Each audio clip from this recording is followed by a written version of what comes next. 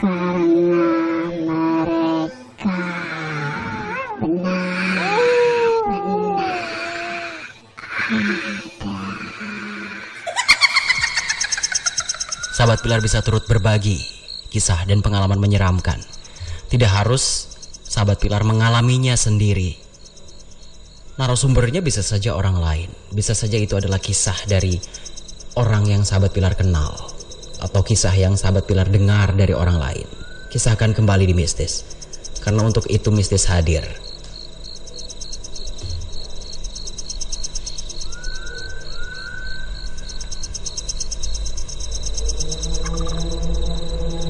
Kita mulai perjalanan mistis malam ini dari yudibatang.com. Bercerita tentang pengalaman di pabrik mebel tempat Yudi bekerja. Saat itu kondisinya pabrik sedang mengalami renovasi.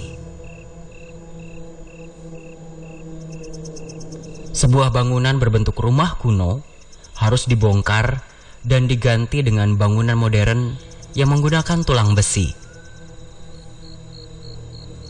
Saat peristiwa itu berlangsung, proses pembangunan belum selesai. Proses pengerjaan diserahkan kepada seorang kontraktor, dan tentu saja ada tukang batu yang bekerja di sana.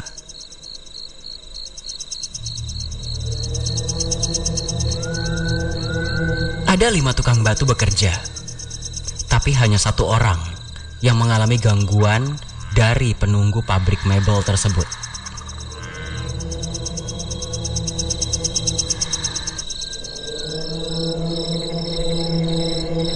Kelima pekerja bangunan tersebut selama proses pembangunan berlangsung menginap di dalam pabrik bersama security. Saat itu malam Jumat, kelima tukang batu sedang menonton TV di pintu gudang.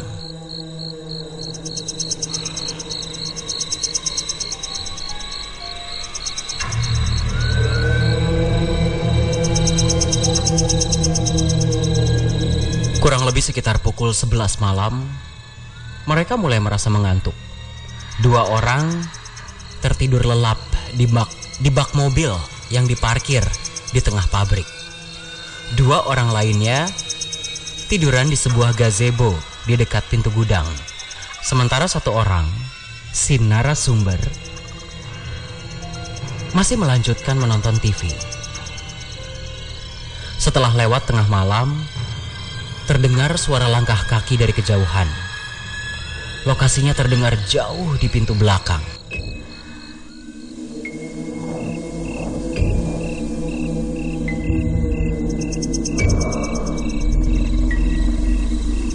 Narasumber berusaha mencari tahu siapa gerangan orang yang berjalan menuju ke arahnya, karena samar-samar dia melihat bayangan hitam.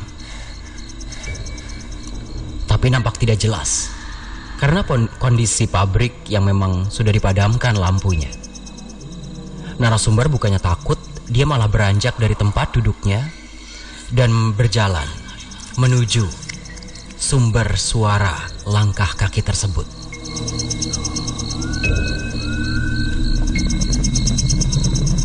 Sesampainya di pintu belakang, narasumber memeriksa sekeliling. Ternyata tidak ada seorang pun di sana.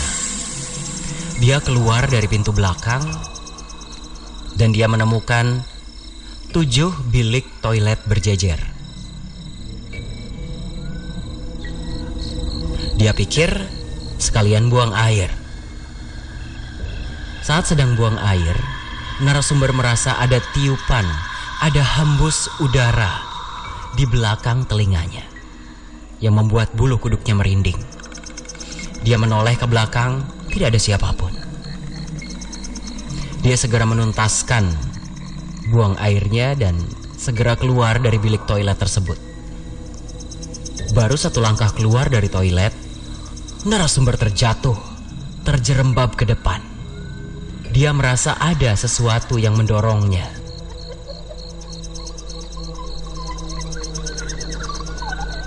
Yakin tidak ada siapapun di bilik kamar mandi, dia tidak berani menengok ke belakang. Dia segera bangkit dan segera menuju mobil pick up di mana dua temannya sudah lebih dulu terlelap. Dan saat sedang berjalan menuju pick up, narasumber merasa ada sosok yang mengikutinya. Jarak dari pintu belakang menuju pick up sekitar 50 meter. Dia mempercepat langkahnya dan segera melompat masuk ke atas bak mobil pickup. Dia tertidur di samping belakang kemudi. Dua temannya sudah terlelap lebih dulu. Salah seorang di samping kiri bak, salah seorang lagi terkapar di tengah bak mobil pickup.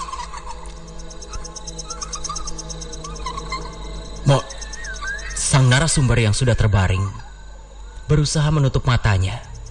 Tiba-tiba dari pembatas bak mobil di samping kirinya, sebuah sosok putih melongok seperti melihat ke arah bagian dalam bak dan tepat berada di atas narasumber.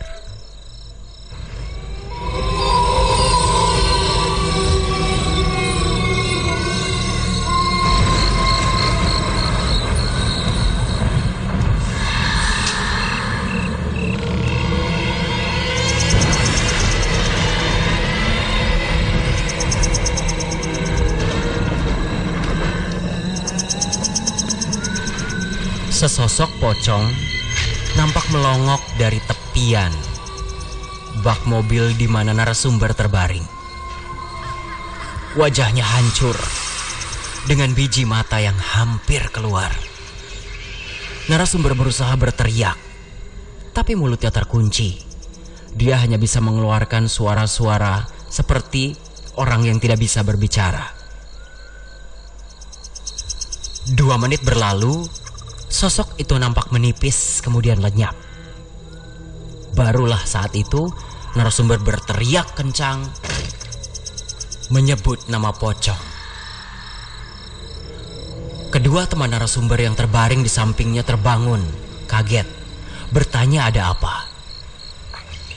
Tapi narasumber tidak berani bicara. Dia langsung menutup wajahnya dengan kain sarung yang dia bawa.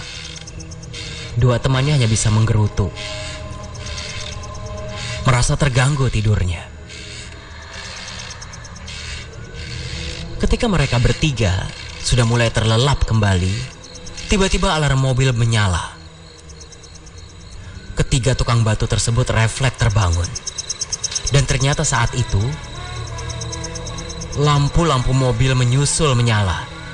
Ketiganya berpandangan, melihat ke arah kabin kemudi, tidak ada siapapun di sana. Kondisi mobil masih tertutup dan terkunci. Dan tiba-tiba mesin mobil berderum, seperti ada yang menyalakan kontaknya.